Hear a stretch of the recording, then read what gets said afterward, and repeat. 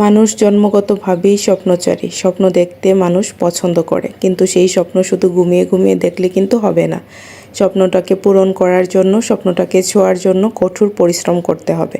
কথায় আছে না, পরিশ্রম কখনো বৃথা যায় না। হ্যালো এভরিওয়ান, আসসালামু আলাইকুম। Welcome to my new another blog. I hope সবাই অনেক বেশি ভালো আছেন। ব্লগটি আমি বরাবরের মতোই সকাল থেকে স্টার্ট করেছি।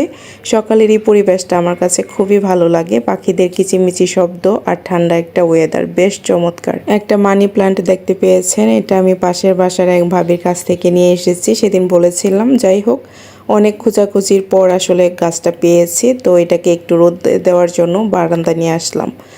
আর সকালবেলা একটু কফি না খেলেই না, এখানে আমি একটু কফি বানিয়ে নিয়েছিলাম। ইদানিং আমার এমন অভ্যাস হয়েছে, মানে ঘুম থেকে ওঠার পরে শুধু কফি কফি করে মনটা।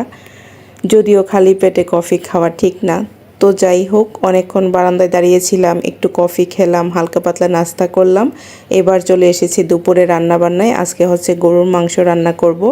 আর মাংসটাকে কিন্তু আমি রাতেই বের করে রেখেছিলাম, দেখতেই পেয়েছেন মাংসটা একদম বরফটা গলে গিয়েছে। আর এদিকে রান্নাবান্না সব কিছু কিন্তু কুটাকাটি হয়ে গিয়েছে। পেঁয়াজ কাটতে যে আমার কি কষ্ট হয় কি আর বলবো। পেঁয়াজ কাটা হয়ে গেলে মনে হয় যে অর্ধেক কাজ শেষ হয়ে গিয়েছে, এমন একটা লাগে আমার কাছে। যাই হোক, এদিক দিয়ে কিন্তু গরুর মাংসটা আমি বসিয়ে দিয়েছি, মাংসটাকে কষাতে দিলাম। আর কয়েকদিন হলো আমাদের খালা বাড়িতে চলে গিয়েছে, সেই জন্য থালা বাটি হাঁড়ি পাতিল সবই কিন্তু জমে আছে, ওইগুলাকে আমাকেই ক্লিন করতে হবে। হাঁড়ি পাতিল থালা বাসন এগুলা মাজা শেষ হয়ে গেলে আমি রান্নাবান্নাও শেষ করে ফেলেছিলাম। তারপর ফ্রেশ হয়ে এখন লাঞ্চটা করে নিচ্ছি।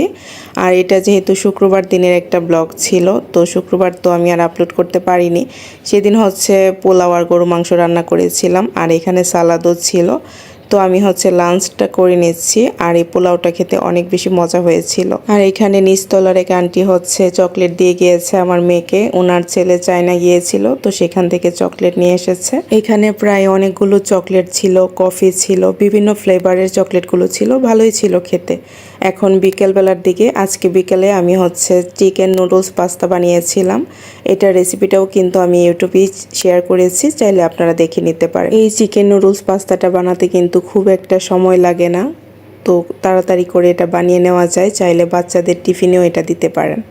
তো যাই হোক, এইটুকুই ছিল আমার আজকে ছোটোখাটো একটি ব্লগ। আমার ব্লগটি যদি ভালো লেগে থাকে চ্যানেলটিকে সাবস্ক্রাইব করে পাশে থাকবেন। Thanks for watching.